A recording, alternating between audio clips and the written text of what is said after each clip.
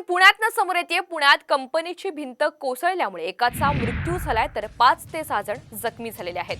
पुण्याच्या सणसवाडीमधील ही घटना आहे। एका औद्योगिक कंपनीची भिंत कोसळल्यामुळे मोठी दुर्घटना घडली आहे। अनेक गाड्यांचं सुद्धा या अपघातामध्ये मोठं नुकसान झालंय। पुण्यामध्ये कंपनीची भिंत कोसळल्यामुळे एकाचा मृत्यू झाला तर 5 ते 6 जण या दुर्घटनेमध्ये जखमी झालेत।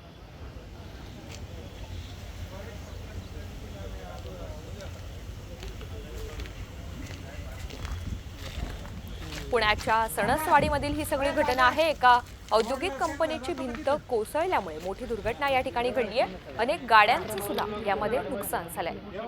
पुण्यामध्ये कंपनीची भिंत कोसळल्यामुळे एकाचा मृत्यू झाल्याची माहिती आहे तर या दुर्घटनेमध्ये तब्बल 5 ते 6 जण जखमी झाल्याची माहिती आहे।